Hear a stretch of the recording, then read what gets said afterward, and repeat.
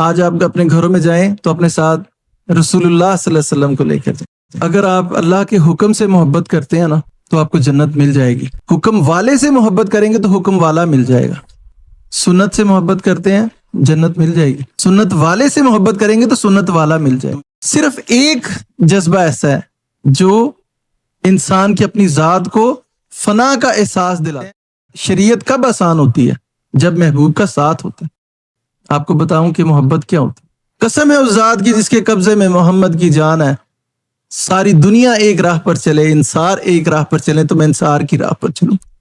انصار کے لوگوں، کیا تم اس بات پر خوش نہیں ہو کہ لوگ اپنے گھروں میں بھیڑ بکریوں کو لے کر جا رہے ہیں، اور جب تم اپنے گھروں کو پلٹو تو اپنے ساتھ اللہ کے رسول کو لے جاؤ؟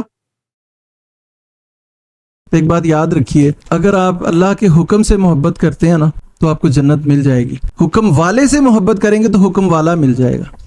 سنت سے محبت کرتے ہیں جنت مل جائے گی، سنت والے سے محبت کریں گے تو سنت والا مل جائے گا۔ سب سے پہلے اندر سے وہ ایک چینج آتا ہے انسان کے اندر۔ وہ چینج کیا ہے؟ جہاں سے شرک جنم لیتا ہے، جہاں سے انسان کے کھاتے میں وہ شرک لکھا جانا شروع ہو جاتا ہے۔ یہ جب ریاکاری بنتی ہے، جب یہ بتوں کی بندگی بنتی ہے، قبروں کی قبر پرستی بنتی ہے، یہ بہت بعد میں بنتی ہے۔ جا کے انسان کی جو غلطی ہے جو اس کو شرک تک لے جاتی ہے، وہ انسان کی محبت ہے۔ اللہ کی محبت سب سے اوپر ہونی چاہیے۔ جب انسان اللہ کی محبت کو دوسرے تیسرے یا آخری نمبر پر رکھ دیتا ہے، سمجھ لیجیے کہ شرک وہاں سے شروع ہوتا ہے۔ اللہ نے یہ نہیں کہا کہ جو اس نے محبتیں دی ہیں وہ نہ کریں۔ اپنے ماں باپ سے، دوست احباب سے، ہر ایک سے محبت کیجئے، دنیا سے محبت کیجئے، رزق سے محبت کیجئے، مگر ساری محبتیں اللہ کی محبت کے بعد آنی چاہیے۔ دیکھیے، دو چیزوں کو بالکل علیحدہ رکھیے۔ اللہ تعالیٰ کی بندگی علیحدہ چیز ہے، اور چیز ہے، اور اللہ تعالیٰ کی محبت اور چیز ہے۔ یہ دونوں مطلوب ہیں۔ اللہ کو معبود ماننا اور اللہ کو محبوب ماننا، یہ دونوں مطلوب ہیں۔ ان دونوں میں سے کوئی ایک چیز بھی نہیں ہوگی، اب ہم شرک میں مبتلا ہو جائیں گے۔ دیکھیے، معبود تو آج ہم مانتے ہیں، سب اس کو ہم سجدہ کرتے ہیں، اس کی عبادت کرتے ہیں، اسی کو سب کچھ مانتے ہیں، ہم اسے کہ محبوب بھی مانتے ہیں۔ یہ بڑا ہی اہم معاملہ ہے، اس کو سمجھیے گا۔ عبادت میں سے محبت نکال دیجئے، وہ صرف عادت رہ جائے گی، عبادت نہیں ہے۔ غلامی جون سی ہے، یہ جبر کا نام ہے، یہ نیگیٹو ایک جذبہ ہے، مگر غلامی کے اندر جب آپ اپنی محبت ڈالتے ہیں تو یہ بنتی ہے ابدیت۔ اور ابدیت کتنا بڑا مقام ہے آپ سوچ نہیں سکتے۔ رسالت پر مقدم ہے ابدیت۔ ہم کیا پڑھتے ہیں؟ اشہد ان محمدن عبدہ و رسولہ، یہ میرا بندہ پہلے ہے، بعد میں رسول ہے۔ تو اس غلامی میں جب ہم محبت ڈالتے ہیں تو وہ بنتی ہے ابدیت، اور اس سے بڑا کوئی مقام نہیں ہے۔ شیطان کے پاس عبادت تو تھی، محبت نہیں تھی، یہ دوئی پیدا ہو جاتی ہے۔ دوئی، صرف ایک جذبہ ایسا ہے انسان کے اندر جو اللہ تعالیٰ نے رکھا ہے، جو دوئی کو ختم کر دیتا ہے، جو انسان کی اپنی ذات کو فنا کا احساس دلاتا ہے۔ وہ صرف اور صرف ایک جذبہ رکھا ہے۔ آپ کا غصہ ہے، آپ کا رحم ہے، یہ سارا آپ کو آپ کے ہونے کا احساس دلا رہے ہیں کہ آپ ہیں۔ صرف ایک جذبہ ایسا ہے جو آپ کو نہ ہونے کا احساس دلاتا ہے، اور وہ ہے محبت۔ محبت ہے کیا؟ محبت اپنی ذات کی نفی کرنے کا نام ہے۔ ہم کہتے ہیں ماں محبت کرتی ہے، ماں محبت کرتی ہے، کس طرح پتہ چلتا ہے؟ وہ اپنی ذات کو ختم کر دیتی ہے، وہ ہر وہ چیز اپنے اوپر جھیل لیتی ہے، اپنی اولاد تک، اپنے بچے تک نہیں آنے دیتی۔ کیا ہے یہ اپنے آپ کو فنا کر دینے کا مقام ہے۔ دوئی ختم ہو جاتی ہے اس میں۔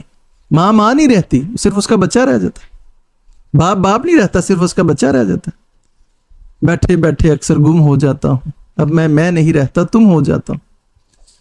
تو دوئی ختم کرنے والی جو انسان ایک ہی جذبہ ہے، اور وہ ہے محبت۔ جب تک آپ محبت نہیں لے کے آئیں گے نا، آپ کی ذات، آپ کا نفس، آپ کی انا اللہ کے سامنے کھڑی رہے گی، دوسرا وجود رہے گا۔ اسی لیے جب محبت کے بغیر آپ سجدے کرتے ہیں، محبت کے بغیر جب آپ عبادتیں کرتے ہیں، وہ اللہ کو سجدے نہیں ہیں، وہ آپ کی نفس کو سجدے ہیں۔ تو ایک بات یاد رکھیے کہ جب بھی انسان محبت نہیں کرتا نا اپنے رب سے، تو اللہ تعالیٰ حکم بدل بدل کر اس کو آزماتا ہے۔ جس طرح اس نے شیطان سے حکم بدلا، شیطان کو کہا کہ آج تو نے مجھے سجدہ نہیں کرنا، آج آدم کو سجدہ کرنا۔ حکم بدلا گیا نا، شیطان دھوکہ کھا گیا۔ محبوب کو سمجھیے پہلے، محبوب کون ہوتا ہے؟ اشفاق صاحب یہ کہتے ہیں کہ محبوب کی ڈیفینیشن کیا ہوتی ہے، ہمیں پتہ کیسے چلے گا کہ یہ محبوب ہے؟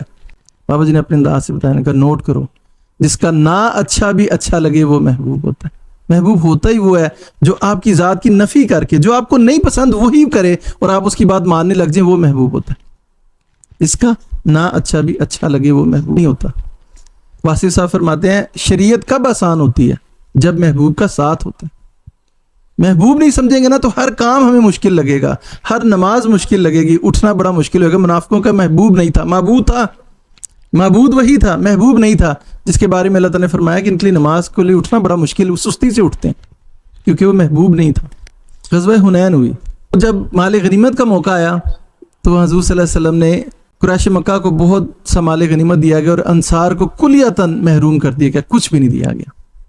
انصار میں سے کسی کے منہ سے نکلی کہ دیکھو تلواریں ہماری ہیں جن سے خون ٹپک رہا ہے، جو لڑنے کے لیے ہم تھے، مگر بھیڑ بکریاں اور مال غنیمت یہ لے گئے۔ انہوں نے دل میں کچھ رنجش محسوس کی، لیکن حکم بدلا جا رہا ہے نا، اصولی طور پہ تو ان کو ملنا چاہیے تھا نا، اصول تو یہی کہتا ہے۔ اب دیکھیے حضور صلی اللہ علیہ وسلم کے لیے بھی حکم بدلا جا رہا ہے۔ حضور صلی اللہ علیہ وسلم تک بات پہنچی، حضور صلی اللہ علیہ وسلم سمجھ گئے کہ معاملہ بہت سنگین ہے۔ انہوں نے سارے انصار کو ایک صحن میں جمع کیا، مہاجرین کو کہا کہ کوئی نہیں آئے گا، صرف انصار چند مہاجرین آئے، باقی سب کو روک دیا گیا۔ اب یہاں پہ حضور صلی اللہ علیہ وسلم کے الفاظ سنیں، آپ کو بتاؤں کہ محبت کیا ہوتی ہے۔ اے انصار کے لوگوں، یہ کیا باتیں سننے میں آ رہی ہیں جو میں نے تمہارے بارے میں سنی ہیں؟ جواب دو مجھے کہ کیا تم اس حال میں نہیں تھے کہ تم گمراہ تھے، اللہ نے میرے ذریعے سے تمہیں ہدایت دی ہے؟ تم مفلس تھے، غریب تھے، اللہ نے میرے ذریعے سے تمہیں غنی کر دیا۔ ایک دوسرے سے لڑتے تھے تم لوگ، میری وجہ سے اللہ نے تم لوگوں کو بھائی بھائی بنا دیا ہے، کیا ایسا نہیں ہے؟ ہر بات کے جواب میں کہتے تھے بلا یا رسول اللہ، کیوں نہیں، آپ کا اور اللہ کا بڑا احسان ہے ہم پر۔ حضور صلی اللہ علیہ وسلم بار بار اپنی بات ریپیٹ کیے جا رہے ہیں، ان کو بتا رہے ہیں۔ اب دیکھیے حضور صلی اللہ علیہ وسلم کے لیے حکم بدلا جا رہا ہے، ان کو بتا رہے ہیں کہ کیا ایسا نہیں ہے؟ وہ کہہ رہے ہیں ہاں یا رسول اللہ ایسا ہی ہے۔ انصار مجھے جواب کیوں نہیں دیتے؟ یا رسول اللہ ہم کیا کہیں، اللہ اور اللہ کے رسول کا بڑا احسان ہے ہم پر۔ پھر حضور سے فرمایا انصار کے لوگوں سنو، اگر تم میری ان باتوں کے جواب میں یہ کہتے تو تمہاری بات سچ ہوتی اور خدا کی قسم سچ ہی مانی جاتی۔ اگر تم یہ کہتے کہ یا رسول اللہ صلی اللہ علیہ وسلم آپ ہمارے پاس اس حال میں آئے تھے، آپ کو جھٹلایا گیا تھا، ہم نے آپ کی تصدیق کی، یہ بات سچ ہوتی اور سچ ہی مانی جاتی۔ آپ کو آپ کی قوم نے نکال دیا تھا، ہم نے آپ کو پناہ دی، آپ کی کسی نے تصدیق نہیں کی، ہم نے آپ کی تصدیق کی۔ انصار کے لوگوں اگر تم یہ کہتے تو تمہاری بات سچ ہوتی، سچ ہی مانی جاتی۔ اے میرے انصاری بھائیوں، تم اس دنیا، تھوڑی سی دنیا کے لیے دل میں مجھ سے ناراض ہو گئے؟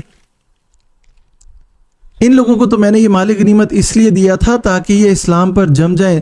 تم لوگوں کا تو ایمان اسلام اتنا مضبوط تھا کہ تمہیں تو میں نے تمہارے ایمان کے حوالے کیا تھا، تمہیں ان چیزوں سے کوئی فرق نہیں پڑتا تھا۔ پھر حضور صلی اللہ علیہ وسلم نے فرمایا قسم ہے اس ذات کی جس کے قبضے میں محمد کی جان ہے،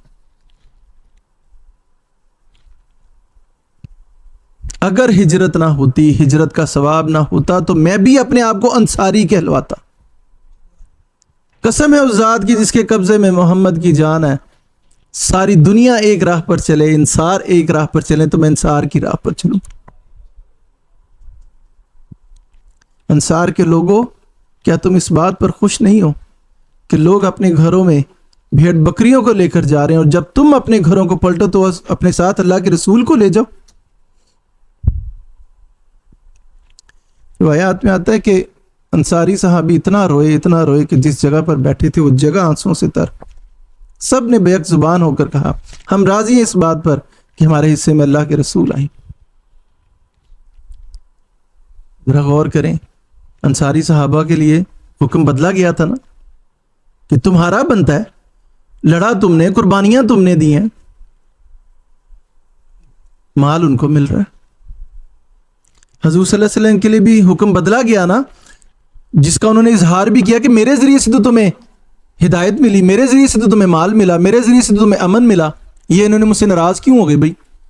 انہوں نے اس چیز کا پہلے بتایا ان کو کہ یہ ہو سکتا تھا، انہوں نے مان لیا، انہوں نے کہا نہیں۔ سچ بات یہ ہے کہ یہ تم کہتے کہ ہاں آپ کو جھٹلایا گیا تھا، ہم نے آپ کی تصدیق کی، سچی بات یہ ہے۔ حضور صلی اللہ علیہ وسلم کے لیے بھی حکم بدلا گیا تھا کہ تم اپنے ساتھ رسول اللہ کو لے جاؤ، ہم راضی ہیں کہ ہمارے حصے میں حضور صلی اللہ علیہ وسلم آئے۔ تو محبت جو ان سے وہ یہ کرتی ہے، محبت کے بغیر سجدے انا کو سجدے ہیں، نفس کو سجدے ہیں، خدا کو سجدے نہیں ہیں۔ آج آپ اپنے گھروں میں جائیں تو اپنے ساتھ رسول اللہ صلی اللہ علیہ وسلم کو لے کر جائیں، یہ دنیا کو لے کے جانے دیں، دنیا کو آپ اپنے ساتھ رسول اللہ صلی اللہ علیہ وسلم کو لے جائیں، اپنے ساتھ اللہ کو لے جائیں اور کہہ دیں اس کو کہ اللہ تو مجھے بہت ہے۔ ہمیں کیسے پتہ چلے گا کہ ہم اللہ سے محبت کرتے ہیں کہ نہیں کرتے؟ بزرگ کہتے ہیں مفتی ہو تب بھی فتوے نہ دو، جس کو اللہ ڈھیل دے رہا ہے تم اس کا حساب کیوں کرتے ہو؟ ہم نے لوگوں کو تو معاف کرنا ہے، ہم نے خود بھی تو لوگوں سے معافی مانگنی ہے، یہ مشکل کام ہے۔ محبت جہاں پہ ہے وہاں پہ انا ہے کہاں پہ؟ جہاں پہ محبت ہے وہاں پہ نفس ہے کہاں پہ؟ محبت تو نام ہی دوئی کو ختم کر کے یکجائی کا ہے۔ زلیخا یہ تم ہو؟ یوسف میں کبھی ہوا کرتی تھی، اب تو صرف تو ہی تو ہے۔ محبت واحد جذبہ جو آپ کی اس میں کو، اس انا کو ختم کرتی۔ اللہ کی محبت پال لیں، اللہ کی مخلوق سے معافی مانگنا انتہائی آسان ہو جائے۔ تو ایک دعا کیا کیجئے کہ اللہ مجھے تجھ سے محبت ہے، نامہ اعمال دیکھے نا اللہ تو مسکرا دے، وہاں پر توبہ ہی توبہ لکھی ہو۔